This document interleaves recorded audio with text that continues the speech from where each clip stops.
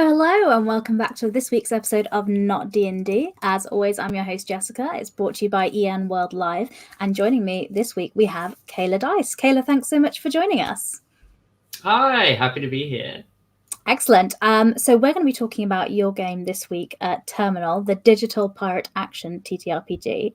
And Digital Pirate Action is an excellent tagline. I knew it drew me in, and hopefully everyone else listening and watching, it'll draw them in as well. So we'll be talking about the game. If you're watching the live stream, hello, thanks for watching live. Please do feel free to get involved in the chat and ask any questions, and we will try and answer them. And if you're listening to the podcast, anything we're talking about, we'll have links in the show notes so you can take a look as well. So, Kayla, before we dig into the game and talking about Terminal, I'll start with talking a little bit about you, if we may, because you are, I'll brag for you in case you don't, but winner of the Diana Jones Award for Emerging Designers Program in 2023. So congratulations. Thank you. Yeah. Well, seems like you earned that. And so I wanted to, if people aren't familiar with you and what you do, could you give us a little intro to yourself and the kind of games that you like to make? Yeah, so I have now been making games since like December 2020. So I think I realized recently I ran a sale because it was like my 3-year anniversary of doing things. Oh, wow. I make games in a variety of styles, and what I often say is they all sort of focus in different ways on themes of alienation and connection. My tagline in some marketing on a banner I put was like misfit games, because I think they're all just strange or off the beaten path in some way. So Terminal is the biggest game I've ever written and put out. It was the first time I worked with a full team of people. Before then, everything I had made was more sort of just made entirely on my own and then put out on itch. So Terminal and a lot of stuff I did last year were an attempt to try and move bigger. I used to work as a teacher, and since September of last year, what I've been trying to do is making games my main thing. Terminal and other previous things I've made, like Transgender Deathmatch Legend, which was a fighting game basically. As well as things which focus a bit more on like relationships in small intimate moments. And then we go to this, which is huge and epic scale. Of course, which we will dig into, I promise. But going back a bit, so like you say, 3 years you've been making games, which, congratulations, that's exciting. But how did you start with role-playing games? Do you remember the first game that you ever played? Do I remember the exact first game? So I came to role-playing games comparatively late in life, I guess, in the sense that I came as an adult. I didn't have much childhood exposure of role-playing games, at least as not in as systems or books or stuff. The closest I got to that was like computer games, or this is a reference that will even make sense, or I'll have to explain a bit of. But I used to be a fan of wrestling, and there was a thing on wrestling where you would do like message board role play, which is called eFeds. So I did some of that. This is like my prehistory of RPGs. Then what I take to like actually coming to RPGs is in 2018, someone I was living with invited me to go to the London Indie RPG meetup, where people just pitched games they wanted to play as one-shots in the afternoon. So I don't know the name of it, and I don't know if it ever came out, but the first game I ever played, I remember, was like a GM-less cyberpunk heist game. And I think the second game I ever played was probably Monster Heart. So all of my early foundational stuff for TTRPGs was more in a sort of indie story game sphere. Somewhat atypically, I've never played D&D and don't actually know very much about it. Well, perfect for this podcast then. You're in the right place for it. Yeah, I was about to say it's really interesting because most people have started with D&D. I also didn't start with D&D. I started in a more indie space, and I also started as an adult as well, gaming. So it's interesting. I wonder if starting role-playing as an adult and not with D&D influences the sort of games that people are interested in and the games that they ultimately kind of go on to make. Because I'll be fair to say that your games are not like D&D. I wouldn't compare that as a reference point. Would that be fair to say? And I feel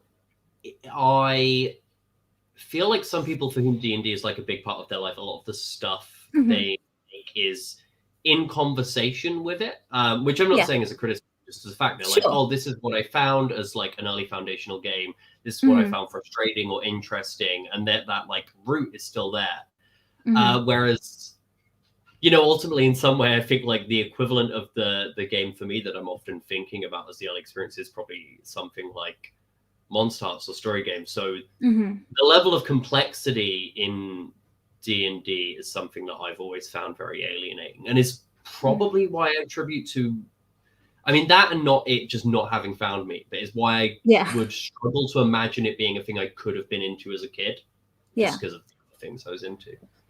Fair enough. Well, speaking of things you're into and influences, I'd love to get into talking about Terminal as well. So could you, for people that haven't heard of Terminal, could you give us the pitch and the summary for what it is? So the pitch of Terminal is that life as you know it of early turn of the 21st century Earth is a lie. It is a simulation called the Terminal, which is operated by the Robot Authority, who keep humanity essentially under control in dream state, not because they're needing to do so for any sort of survival, but because they believe they know the way that life should exist. And outside of the simulation, there are people who've broken free, sort of outcasts, rejects, people who just couldn't fit in with the way the world was, and then had to sort of break out and change it. And they trawl the seas as digital pirates. They do battle with the robots on the seas, as well as then jacking in back into the Terminal to try and work to take it down. So it is very inspired by the Matrix, but essentially turning the outside world into a sort of post-apocalyptic pirate thing. They're all sort of dispatched from the island Libertatia, which is a kind of, you know, implicit anarcho-communist setting. It's a game with post-apocalypse, dystopias, utopias, a lot of different sort of scenes. And yeah, you're going in, diving in and confronting individual crashes where you're fighting agents of the system or other sort of like third parties or systems who maybe have their own sort of agendas and stuff, and you're working to crash the world, basically. Sounds great. Someone in the comments has asked the question, so the Matrix with parrots and eye patches? Yeah, definitely. It's absolutely so like the inner world, that's very Matrix-like, and then when you get to the outer world, it's very pirate themed.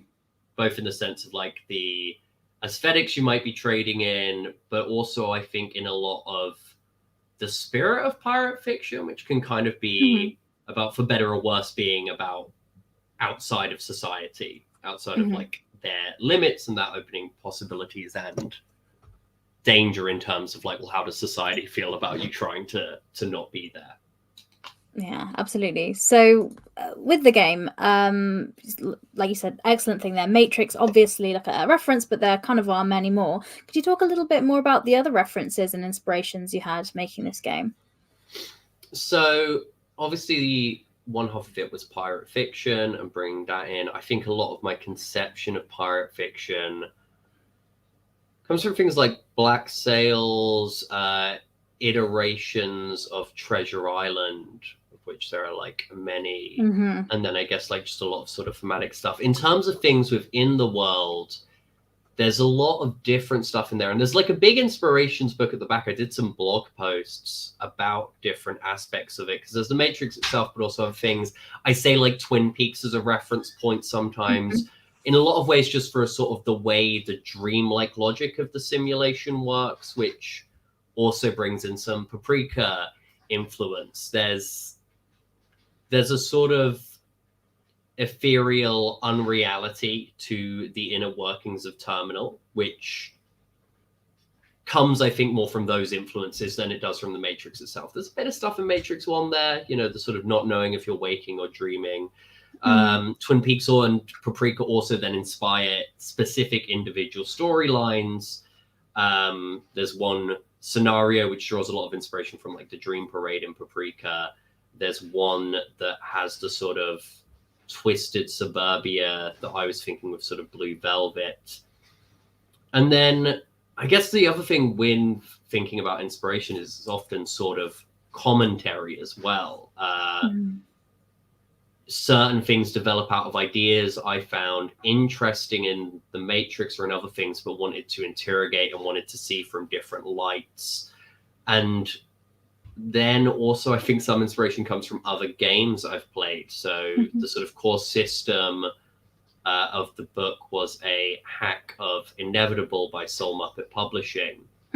And I played in a campaign of that, and even the very different genre experience, really different sort of societal focuses. But it did, in some senses, inspire me in terms of both in terms of system, but also in terms of the story arc that focuses more on the inner workings of the island Libertatia and how your character is perceived. But then there's lots of smaller stuff. I said in a blog post recently, the hedonist as a character, I can point to an inspiration where like they're a bit the Merovingian, they're a bit this character from Mass Effect, they're a bit this, and then I can also go, they're also one of my friends. This character is me at 19, this character is me at 28. Inspiration's a funny thing. Yeah, definitely. I want to jump back to, you were talking about the system there a little bit. So people that aren't familiar with the system, could you give an overview of mechanically how the game works? So the way it works is essentially that your character is mainly defined by their reputations, which is the way they are perceived both by the robot authority, by your pirate comrades, as well as sort of any other people who are having big opinions about you. Within the game, you kind of have this built up of a series of challenges across scenes that lead to one pivotal showdown. Where challenges, you'll build a dice pool, you're leveraging things like your reputation, like any sort of equipment you have, which otherwise is just really focused on the fiction. And then we see how things play out, and there can be successes earning showdown tokens, which go into this eventual showdown and are essentially a boost, a bonus. We're working on like this overall goal in whatever the mission is in the simulation here. But also there can be consequences, and sometimes that might be, okay, you've gained an advantage, they've gained an advantage. You're still sort of neck and neck as things progress. Or it could be, okay, you're really dealing well with this, but you've ignored this other thing, and some other threats elsewhere are developing badly. Could be damages to how people think of you or feel about you. That's the sort of challenge and the build-up of these stories. You play a band of daring pirates, sailing the ship, plugging into the simulation, fighting the agents inside and the robots outside.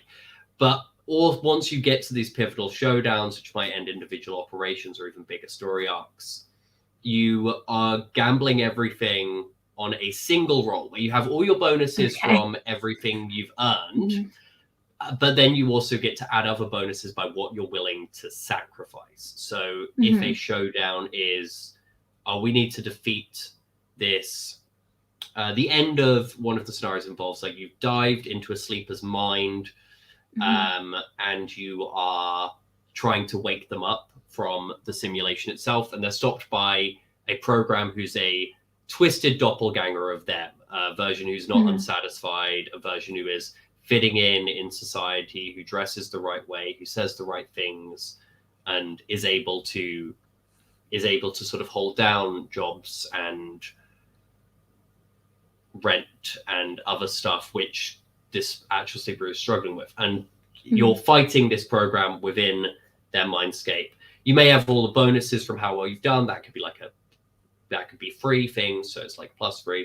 And then you would say what you're willing to sacrifice. And it could be giving up something physical. You say like, oh, I want to sacrifice this weapon, or I want to damage our ship in some way. And go, okay, that's +3. So you've got like a +6 here, and you're rolling to beat the overall threat posed by this thing. Or it could be other things. It could be, I want to change my reputation. I want to kill this program in a way that's really violent. I had a reputation that was like fair, and now this is going to get replaced by something that says cruel. And they're like, oh, well, a lot of people aren't going to trust you because of that now. That's maybe worth like a +5. And if we're trying to beat this score of 10, okay, we've got a +5, and we add a single roll to that. So it's big swings in it. Yeah. focuses the game on what you're willing to give up and what you're willing to essentially burn down to build a future that matters to you and the characters around you. Amazing. I imagine that could be something like kind of emotional and personal to you as well. Could it be something like, I'm going to do this, but it's probably going to break this character and they're not going to be the same after doing it? Could you do something to immediately take it to a dark place? Sorry, that's typically me in this type of game. Yeah.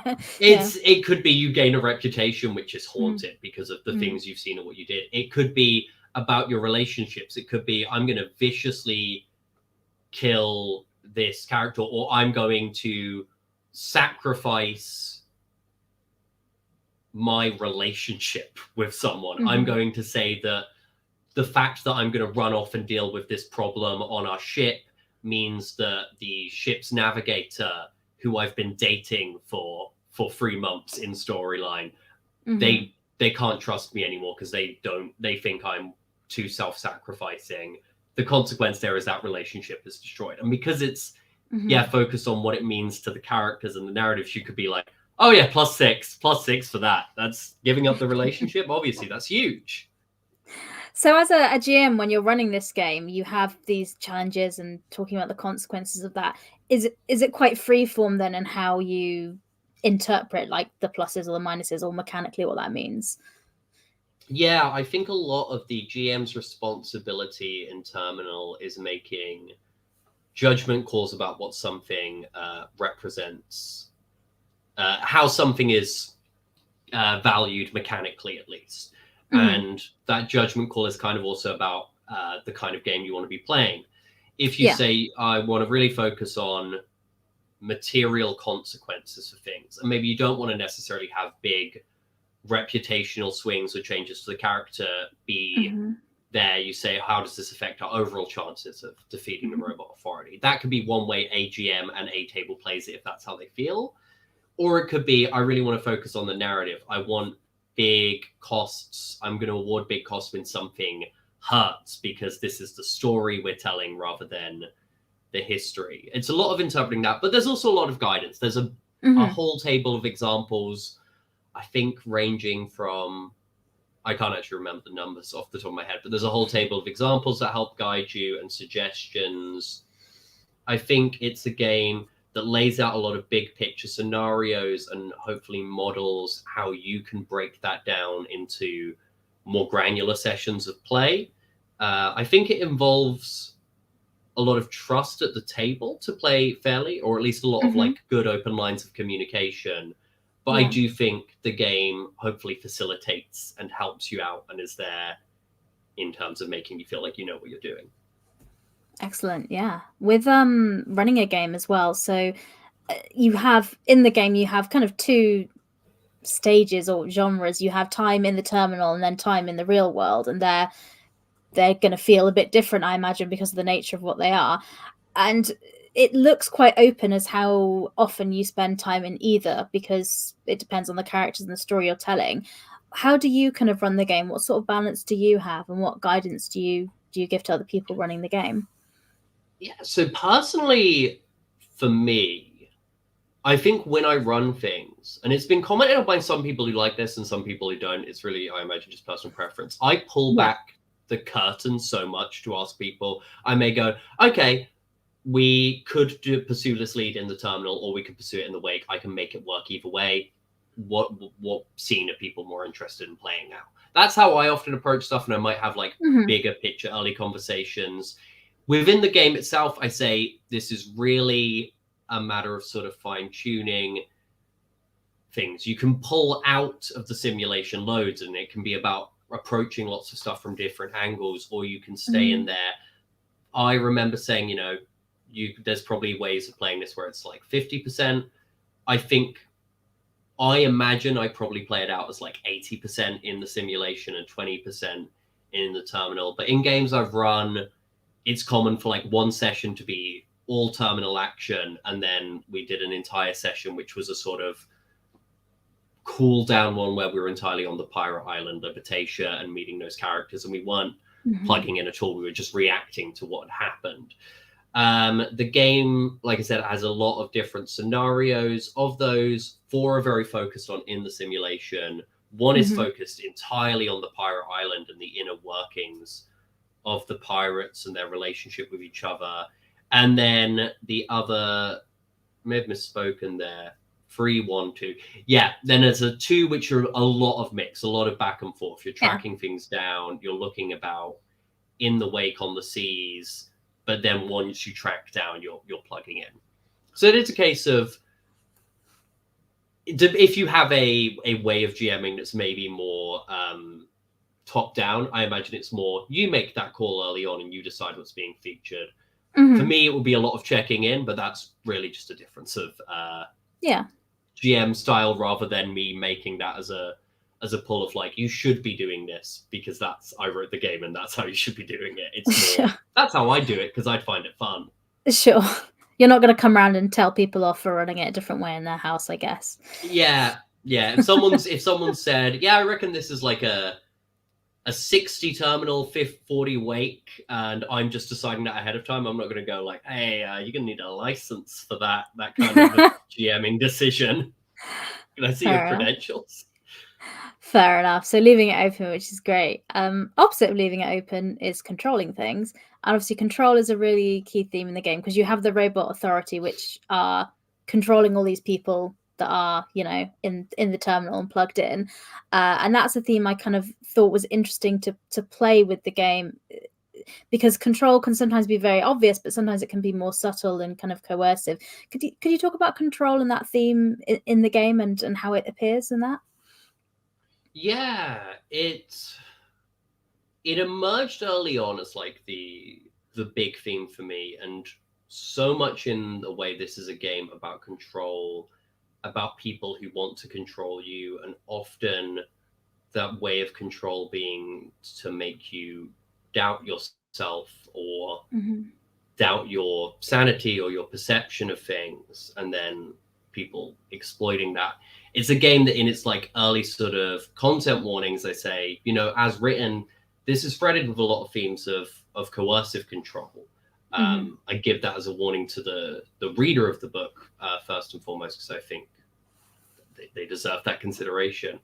I do then say, in a running experience, this can be de-emphasized. It could become more authoritarian coded if that was the story you were interested in playing. But I think it's very important to be fair with the reader of what they should expect as they go through the book.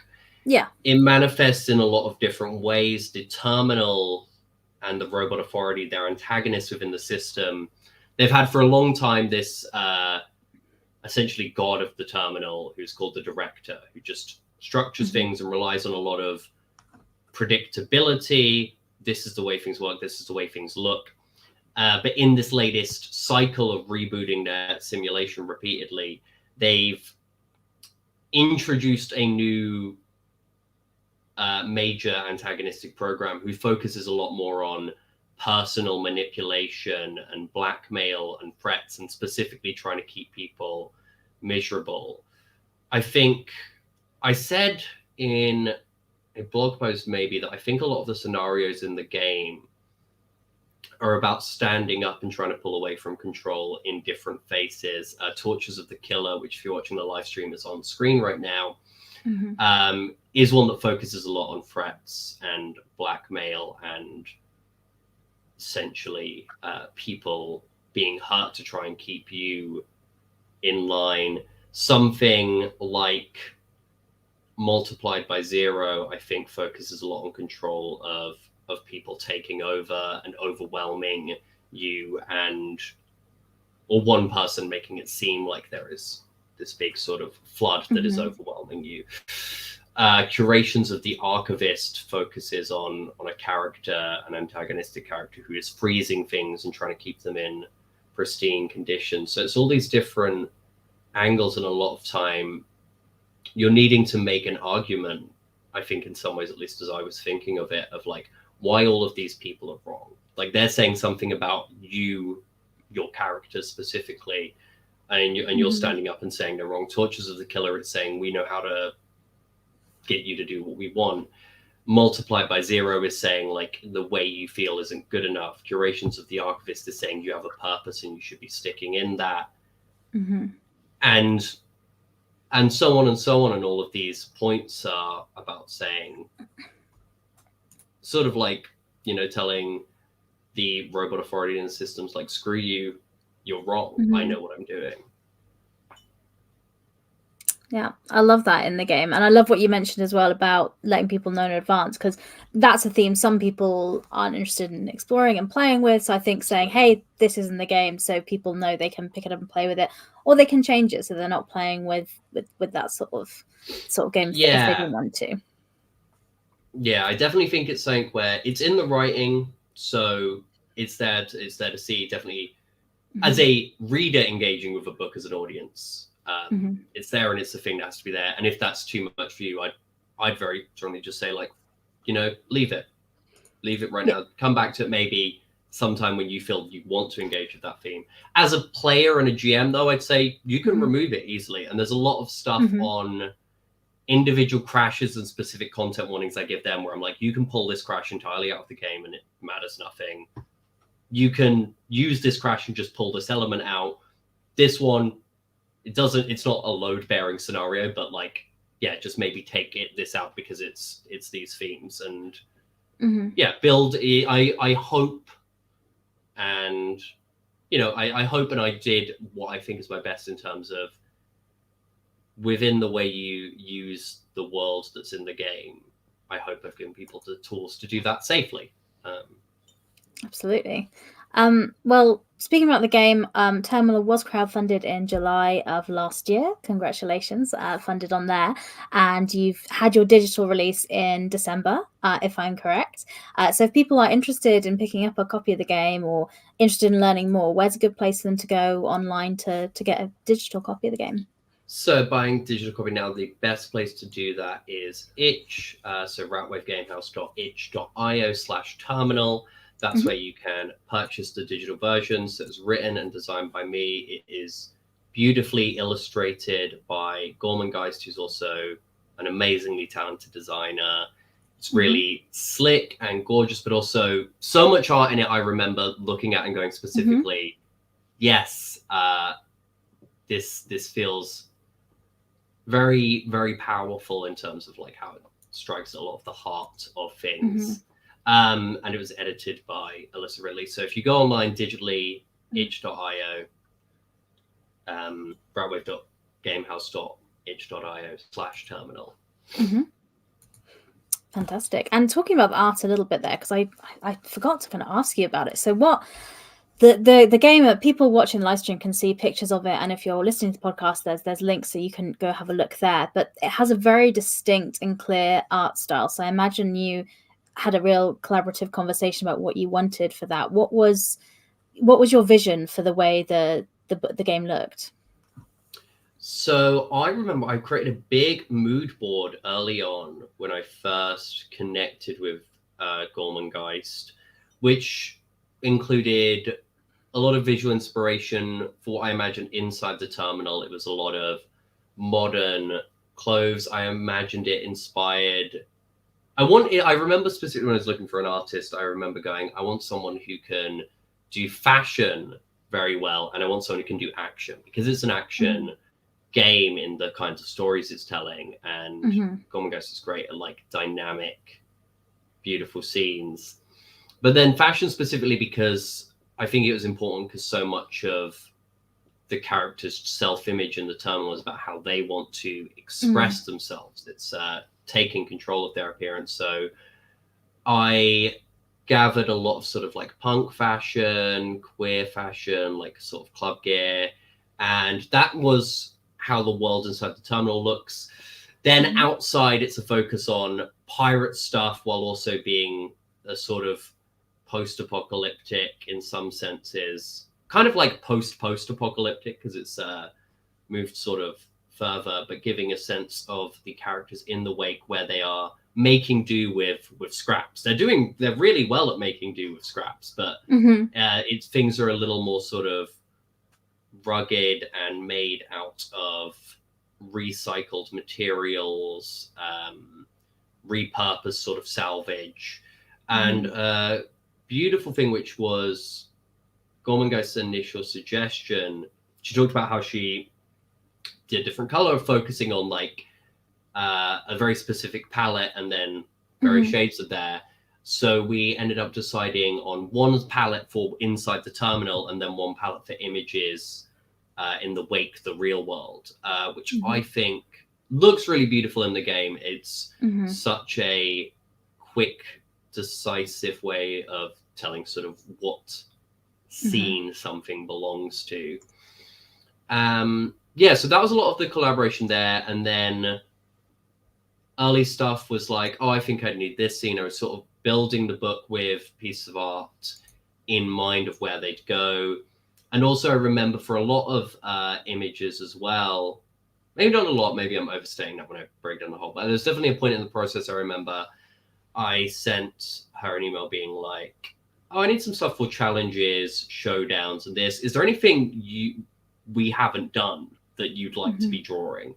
Nice. Because I did want it to be, you know, a collaborative effort where we're co-creators of the game, because I think the visual style here sort of so perfectly conveys the game and what it's about to people. And there are some really beautiful pieces in the game which I think really cut to like certain elements of like a trans experience that I was bringing in forefront in bringing. Sorry, let me rephrase that because I just stumbled over my words a lot. There's certain parts of like transness and queerness that I feel really beautifully shown in certain pieces nearer the back of the book, and just illustrating stuff that I felt was really, really great about the game, and it could only exist because of that collaboration.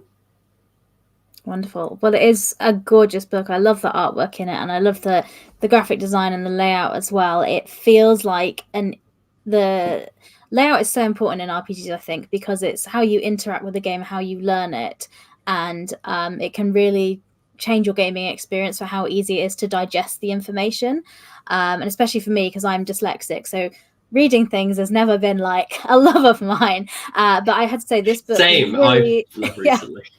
Yeah, but so the way things are laid out is kind of so important for how you digest information, and the way this was laid out I found really nice to kind of have a look at, so you feel you can absorb the information and know kind of where you need to go with things. So I wanted to shout that out as well to anyone else thinking about picking up the game. I'm really excited to get a physical copy because I'm a sucker for physical books, and if you can see the collection of things behind me. So what are your plans for like a physical release of the book? Because it's available digitally now, so we can get that now, which is great. But what are the plans in 2024 for physical copies? Yeah, so tomorrow at the time of the interview, which will be Tuesday the 23rd, I'm doing a update to Terminal digitally because people who followed along with the Kickstarter may remember a series of stretch goals were for guest writers to create techno fables, essentially putting their own spin on different parts of the world of Terminal, kind of like the Animatrix, but for RPGs, I guess. Sure. Not really, yeah, okay. but I think that was a great line. And yeah, so I was just over the last month and a half getting people's stretch goals edited and back to them, and I've now put them into layouts, so there'll be an update to add all of that great work from the guest writers. Then I will, as I send out that update and say, hey, all of this stretch goal stuff is in there, I will be saying, can anyone tell me, you've now had a bit of time with the game, and also there'll just be a week here, can anyone tell me if they've noticed any mistakes that slipped past as a sort of just catchment grace period? Then at the end of that week, I'll be sending Terminal to printers and we'll get work on fulfillment. We're using Soul Muppet Publishing as a fulfillment partner. Basically, the game will be sent and initially sold out of their store, and all of the Kickstarter backers who back to physical will receive code to work through the store. But yeah, so that means Terminal, if physical, should be, I feel sort of I could expect starting to go out around February. Ooh, exciting. Or I don't know exactly. I'm not necessarily great on shipping information off the top of my head, so I don't know when it will be getting to people. But February will be definitely when that's starting. Amazing. And from there, I'll also have it available at conventions and places going forward. Amazing. Are you going to any conventions this year? Have you got any planned or? I did Dragon Meet last December. I believe I should be going to UK Games Expo. Perfect. Other smaller ones I might sort of try and take a look at. I've also, where I live in London, I'm trying this sort of start of the year to be going to sort of like local art markets and such, and seeing if they're a place where people might be interested in buying TTRPGs. If that starts to prove good and I end up doing it again, there's a chance I'll show up at a market randomly with 10 copies of Terminal if you're in London. Amazing. So just local markets, have a look in London and see if it's there. Amazing. Well, and I know you have plans, you have other plans for things that you're doing at the moment as well. What are your future plans over at Ratwave? So I recently did a big newsletter where I was talking about a lot of my upcoming plans. The sort of first, most immediate one is I am going to crowdfund on February 6th, where I'm going to be launching a small zine called Ritual Magic for Besties. I'm co-creating it with the artist Molamute. It is a GM-less tarot game where you play like a coven of interconnected spellcasters who are getting together, exploring their personal history, and using that to cast magic spells. I've then done a few previews of different games I'm hoping to be taking to various stages this year. I'm working on a sequel to Transgender Deathmatch Legend. I'm working on a Belonging Outside Belonging game about diving into physical dungeons that are emerging from people's trauma. I'm hopefully got a lot of exciting projects, and it's just hoping that they come together, hoping that they're well received. So yeah, if you're listening, I'd really encourage, and it sounds like your kind of game, I'd really encourage checking out the Ritual Magic for Besties crowdfunder, because some support there could be really helpful. And then yeah, hopefully I'll be hitting up conventions, markets if people are interested in TTRPGs there, and hopefully I'll be trying to freelance, which is I'm also available for freelance layout and writing work. I did the layout. I was the layout artist for Terminal as well as the writer, the very praised on this podcast, thankfully. So yeah, I'm excited for what I'm hopefully gonna get going in 2024. I'm excited too as well. And so if you're interested in following, keeping up with that, if you go to ratwave.uk, that's the website with all the social links and stuff and information. So if any of that sounds appealing, I'm sure if you go to ratwave.uk, you can find more links and information to anything that interested you there. Kayla, thanks so much for coming on and talking to me and giving up your time to share your game with me. Before I let you go, I do have a question I ask everyone, and it's if you have any recommendations for any other tabletop RPGs, and the rules are it can't be D&D, but it sounds like that wouldn't be one of your recommendations anyway, and it also can't be a game that you've made. So do you have any other games you'd like to shout out?